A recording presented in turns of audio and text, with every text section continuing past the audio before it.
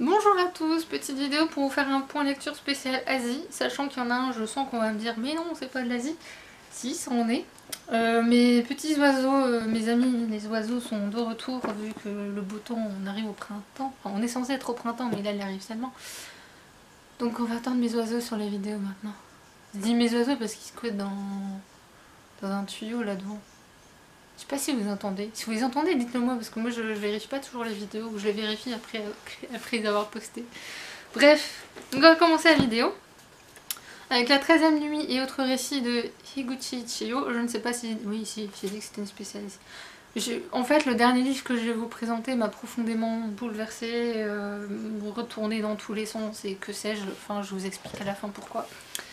Donc, ce livre, Higuchi Chiyo, la 13e nuit et autres récits aux éditions Les Belles Lettres. Un livre que j'ai déjà lu plein de fois, que j'ai lu il y a pas mal de temps là pour vous faire une vidéo spéciale Asie qui a profondément tardé, je suis désolée. Du coup je m'en souviens pas trop bien parce que c'est justement le livre Ardoise Magique. Je vous explique. C'est le livre que j'ai emprunté une première fois en médiathèque. Une autre fois j'y suis retournée avec ma mère, je l'ai réemprunté. Et quand je l'ai lu je me dis ça me dit vaguement quelque chose. Donc je l'avais sûrement déjà lu. Je l'ai rendu, je l'ai réemprunté pensant que je l'avais jamais lu.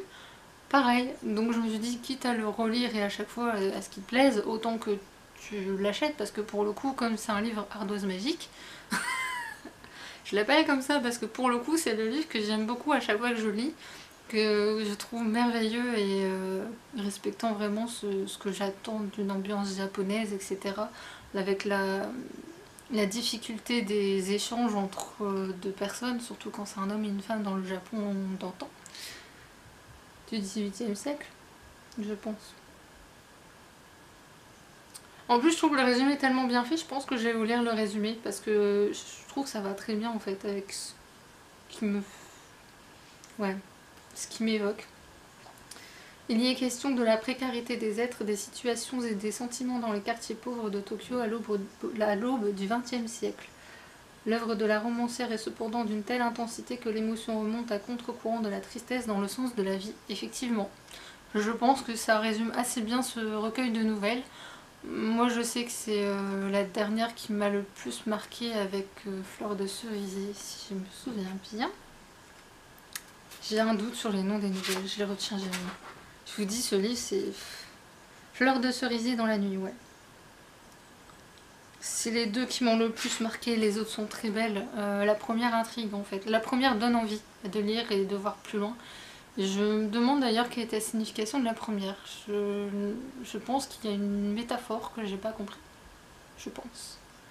Mais voilà, je ne saurais pas quoi vous dire de plus. Sachez juste que l'autrice est la première écrivaine japonaise à avoir été reconnue. Il y a un truc, il y a une postface à son sujet, sur son travail, etc. Il y a une biographie. Pas grand chose. Mais ouais.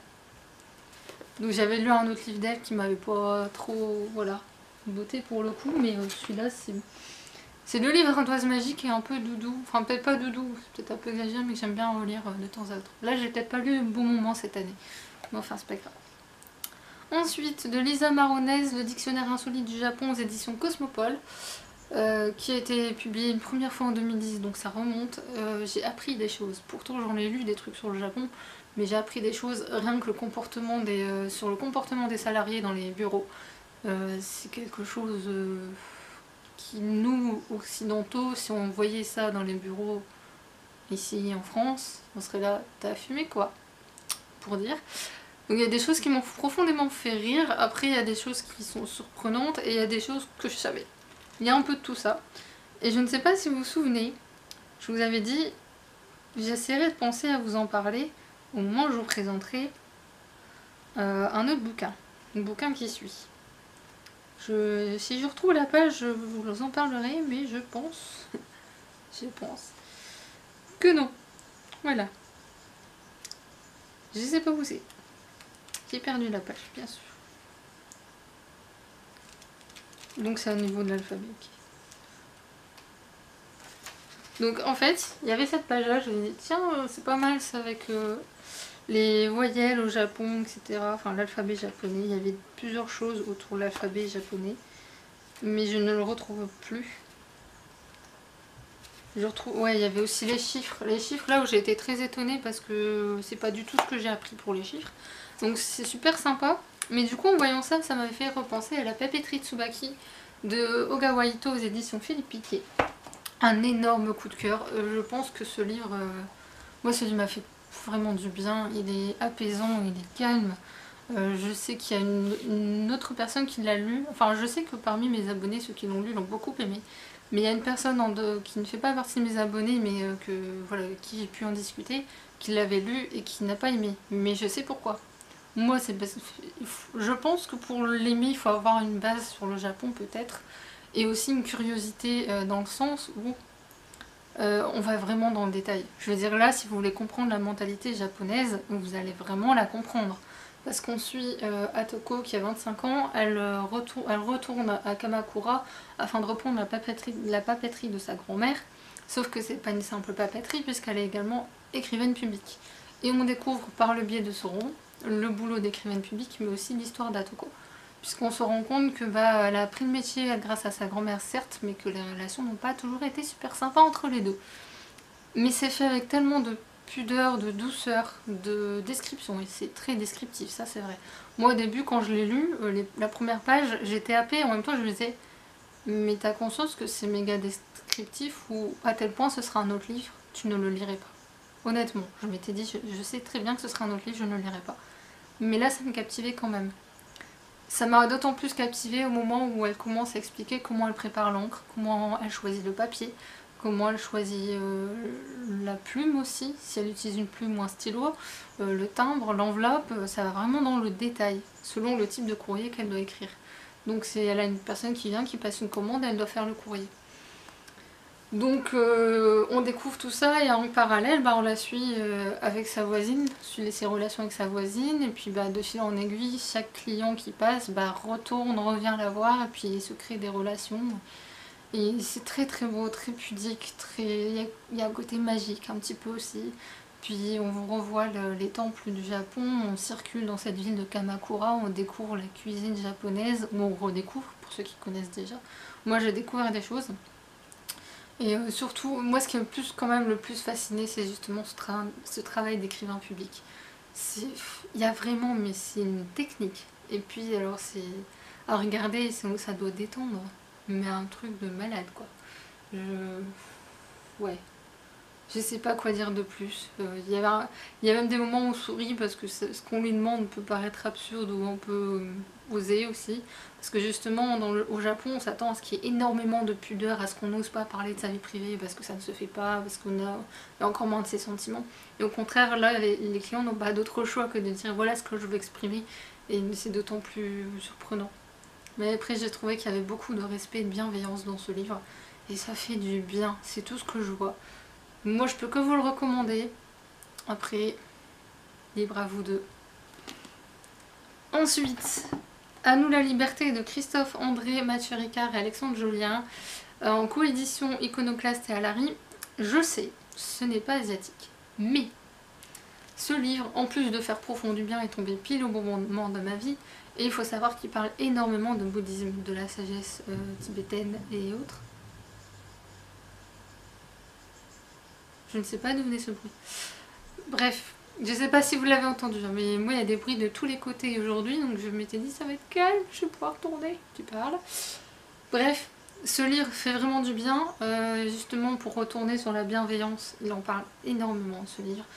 Si vous vous inquiétez, je sais qu'il y avait une blogueuse qui m'avait dit ça, j'ai peur de le lire parce que j'ai peur qu'on me dise quoi faire et de ne pas le mettre en application, que ce soit trop développement personnel. Je vous rassure d'office, non, parce que déjà moi je n'aime pas les livres de développement personnel. Me dire ce que je dois faire sans prendre en considération mes attentes, sans prendre en considération ce que je suis, non merci. Voilà, c'est un peu ça l'idée. Là au contraire ils vous disent restez tel que vous êtes, mais rien ne vous empêche de vous améliorer. Dans le sens où c'est en fonction de ce que vous voulez. C'est-à-dire qu'ils vont pas vous dire qui, quoi, qu'est-ce, comment, t'as le droit, t'as pas le droit.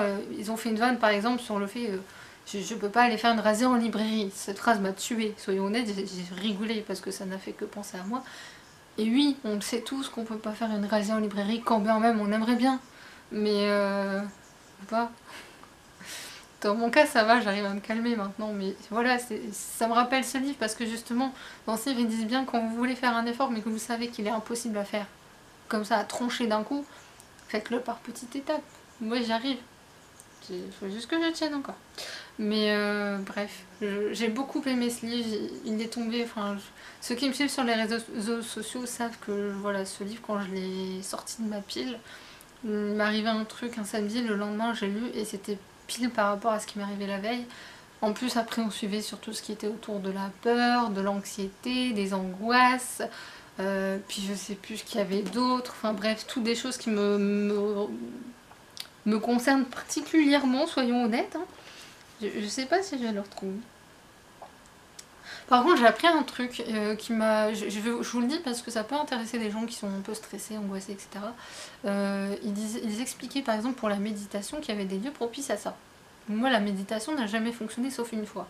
Et ils disaient que par exemple il y a des gens, le fait de regarder l'eau, juste de regarder l'eau, ça peut les apaiser et leur permettre d'atteindre une forme, pas d'éveil, mais comment ils disaient ça, d'oublier, voilà, de réussir à observer plutôt que ressentir.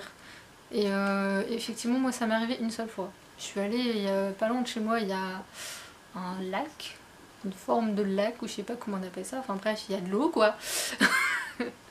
Il était tout pourri à l'époque, donc pour y accéder, pour être tranquille, vraiment seule, et sans qu'on m'embête, il fallait que je prenne un peu des risques pour y accéder. Et je sais que cette fois-là, j'avais atterri dans le coin gelé, et que je suis restée 4 heures à observer l'eau, je ne me suis même pas rendu compte du temps qui passait. Je vous jure que c'est vrai, c'est la seule fois que ça m'est arrivé. Donc il faudrait que j'arrive à retrouver un coin comme ça par là-bas. Le problème c'est que ce coin-là n'est plus ce qu'il était, il a beaucoup changé. Il paraît que c'est plus très fréquentable, donc je n'ai pas très envie d'y aller seule, mais en même temps pour la méditation il faut être seule. Je sais pas comment je vais faire si je veux le refaire, mais c'est des petits trucs qui donnent comme ça, ils disent pas il faut que vous fassiez ça, non, ils disent il y en a, il faudrait qu'ils fassent, vous pouvez faire ça, ou vous pouvez faire ci. Pour la méditation, ils disent par exemple que les personnes anxieuses, s'ils veulent faire une retraite spirituelle, non. Non, parce que vous allez juste provoquer plus d'anxiété. C'est l'un d'entre eux a testé. Hein. Il y en a deux qui sont particulièrement anxieux, bien pire que moi. Il a dit non. Non, Mathieu Ricard a dit non. Fallait pas, mais au moins t'as essayé. Mais c'est ce qu'il dit justement. On peut essayer, prendre le risque d'essayer, et si on se trompe, c'est pas grave, on aura appris quand même quelque chose. C'est ce que j'ai aimé aussi dans ce livre, de ne pas juger les gens. Il n'y a pas de jugement. Il y a juste l'idée de on peut s'améliorer, mais il faut trouver la bonne technique, et ça, il n'y a que nous-mêmes qui pouvons la trouver. Mais pour ça, il faut aussi faire preuve de bienveillance, parce qu'il n'y a que comme ça qu'on ira bien. Je dis ça, je dis rien. Voilà. Quand on voit ce qui se passe actuellement, c'est un peu paradoxal. Et le dernier, alors là je sais pas du tout comment je vais vous en parler. Là ça va, je suis plus calme, en fait j'ai dû interrompre la vidéo à chaque fois que je suis arrivée à ce niveau-là. Parce que je ne sais pas comment vous en parler. Bref, Fille de la mer aux éditions Robert Laffont de Marilyn Bracht. C'est le genre de livre à acheter en neuf. Moi je l'ai eu d'occasion parce que justement la thématique, je l'ai acheté vraiment par curiosité parce que je sais que ceux qui l'ont lu ont tous dit que c'est un livre à lire. Effectivement, je le confirme. Maintenant, préparez la boîte de mouchoirs, lisez-le quand j'en ai pas le soir. Parce qu'il faut savoir ce qui se passe dedans. C'est peut-être un roman de fiction, mais il faut savoir que des gens l'ont réellement vécu. Voilà, il faut juste savoir ça. On parle des femmes de réconfort en fait en Corée du Sud. Pour ceux qui ne connaîtraient pas, je vais expliquer. Il se trouve que pendant la Seconde Guerre mondiale, et probablement même un peu avant, je pense personnellement, ne m'étonnerait pas, des femmes, même des jeunes filles, quand je dis jeunes filles, on peut commencer, alors je sais pas quel âge avait la plus jeune, je l'ai su mais j'ai oublié, je crois que j'ai préféré oublier, mais dans le livre par exemple la plus jeune a 9 ans. Donc des femmes et des jeunes filles ont été enlevées en Corée du Sud, partout en Corée du Sud, apparemment ça ne s'est pas passé qu'en Corée du Sud, également au Japon, majoritairement quand même des Coréennes, faut dire ce qui est, ont été enlevées pour servir de femmes de réconfort aux Japonais, c'est-à-dire qu'elles ont été violées. Voilà, elles ont été violées, et dedans on vous explique le parcours, enfin un chapitre sur deux, heureusement un chapitre sur deux parce que faut se les farcir, un chapitre sur deux on suit le parcours de Anna en 1943 qui se fait justement enlever par je sais plus c'est capitaine, caporal, je ne sais plus, Elle est Haenyeo, c'est une nageuse, une plongeuse coréenne traditionnelle. Pour ceux qui ne sauraient pas, voilà, elle plonge vraiment, elle va faire la pêche naturelle, enfin vraiment de manière traditionnelle, avec juste un couteau, un masque de plongée et une tenue, voilà. La tenue traditionnelle était blanche, maintenant ça a changé un petit peu avec les années. Elles vont chercher leur poisson et tout ça, puis elles le ramènent. Grosso modo, c'est ça. Sauf que pour protéger sa sœur, elle va se laisser emmener par les soldats japonais. Et de là, on suit son parcours en tant que femme de réconfort. Son initiation, si on peut dire ça, et ainsi de suite. Je vous épargne les détails. Je sais que déjà, rien que la première scène où justement le caporal ou le capitaine, je sais plus, Morimoto, voilà, le type qu'on a envie de tuer tout au long du roman, ce mec-là, voilà, lui dit grosso modo, maintenant tu es une femme. Comment te dire qu'on a envie de te tuer, monsieur? Voilà. C'est glaçant. Honnêtement, c'est très glaçant. Je vous avoue qu'au début, je me suis dit, je vais lire 2 chapitres à la fois. Parce que justement, on a le point de vue de Hana en 1943, et le chapitre suivant, c'est sa sœur Emiko en 2011, qui a toujours renfermé ses souvenirs au fond d'elle, au point de ne jamais les évoquer, de ne même pas s'en souvenir elle-même, par le biais de cauchemars métaphoriques, forcément. Et sauf que pour des raisons X ou Y, ces souvenirs vont remonter à la surface, elle n'aura pas d'autre choix que de parler. Et qu'en même temps, on vous montre justement les commémorations qu'il y a au Japon, le fait que les Coréens se sont battus pour que ces femmes de réconfort soient reconnues par le Japon, entre autres choses, par le biais de l'histoire de Hana et Emiko et les souvenirs de Emiko aussi, on se rend compte qu'il n'y a pas eu que la Seconde Guerre mondiale qui a permis ça, qu'il y a eu... j'avais entendu parler de ça, mais j'avais jamais trouvé d'infos là-dessus, parce que ça a été plus ou moins censuré en Corée du Sud. Maintenant on commence à un petit peu en parler, parce qu'il y a des gens qui veulent que ça parle, et tant mieux. Sur l'île de Jeju, qui est considérée comme la ville des amoureux, l'île des amoureux, l'île pour les lunes de miel et autres, il se trouve que là-bas, il y a eu un massacre, peu de temps après la Seconde Guerre mondiale, de la part des Coréens eux-mêmes, pour éliminer tous les communistes. Bref, c'était joie, bonheur intense. Donc ce livre, vous pensez bien qu'avec tout ce dont il parle, après on a le début de la guerre de Corée aussi, donc tout s'enchaîne. Et on voit que c'est des gens, enfin Emiko dit clairement, j'ai mis l'extrait sur Facebook si ça vous intéresse, mais dit clairement, j'ai honte d'avoir survécu à 2 guerres. Elle a perdu toute sa famille pendant ces 2 guerres-là. Elle dit, j'ai tout perdu à ce moment-là, je suis la seule à avoir survécu, j'ai honte. Enfin, c'est beaucoup mieux écrit que ça, parce qu'en plus, l'autrice a une plume de malade. Et du coup, elle vous fait ressentir tous mes puissances 1000. Je suis sûre, je sais pas si vous entendez ma voix trembler, mais je sais que les larmes me montent aux yeux, rien que d'y penser. J'étais à la fin en train de le lire, je m'interdisais de pleurer, et en même temps j'avais des larmes qui montaient. Et l'autrice a mis des notes à la fin. Elle a mis déjà les dates clés pour qu'on puisse remettre l'histoire dans son contexte. Et aussi, elle a mis des notes à la fin, où elle parle de du travail des historiens, de leur importance par rapport à la reconnaissance des femmes de réconfort, sachant que la vision des Japonais sur la reconnaissance des femmes de réconfort est un peu... Je suis très partagée, je sais qu'en plus il s'est passé d'autres choses depuis ce livre, j'aimerais bien voir l'avis de l'autrice là-dessus, parce que je pourrais vous en parler en long et en large et en travers si vous voulez, je peux vous faire une vidéo spéciale si vous voulez, mais je sais qu'il y a une association pour venir en aide aux femmes de réconfort, et le nouveau gouvernement coréen s'est rendu compte que cette association n'était pas très réglo, voilà. D'autant je crois que la dernière est décédée à l'heure actuelle, il me semble. Oui, il me semble que la dernière est décédée. Mais ouais, il fait froid dans le dos, donc plus... Même si on sait que c'est un roman de fiction, que les personnages sont fictifs, on sait qu'il y a quand même eu des gens qui ont véritablement vécu ça, que ça a inspiré quand même de faits réels, qu'elle a fait des recherches, que c'est pas des petites recherches qu'elle a faites, parce qu'on va vraiment dans le détail. Je suis juste admirative du travail de l'autrice. J'ai envie vraiment qu'on fasse un véritable travail de mémoire sur ce qui s'est passé pendant les guerres mondiales, parce que, ou même n'importe quelle guerre, parce qu'elle parle de toutes les femmes victimes de ces guerres, parce que c'est ce qui s'est passé pour les Coréennes est devenu public, parce qu'il y a des gens qui ont osé parler, des femmes qui ont osé parler, mais ça se passe dans toutes les guerres, même actuellement il y a des femmes qui sont victimes de ce genre de choses. Et je ne dirai pas de description de ce qui se passe dans le bouquin parce que je crois de savoir qu'elles sont... Moi je savais ce que c'était qu'une femme de réconfort. Je m'attendais juste pas à la cruauté de ce qui se passe. Voilà, on se prend ça en pleine tête et tout. Sur ce, je vais vous laisser avant de pleurer. Et je vais vous souhaiter un bon week-end malgré la dureté de ce bouquin. Et je vous dis à très bientôt. Salut!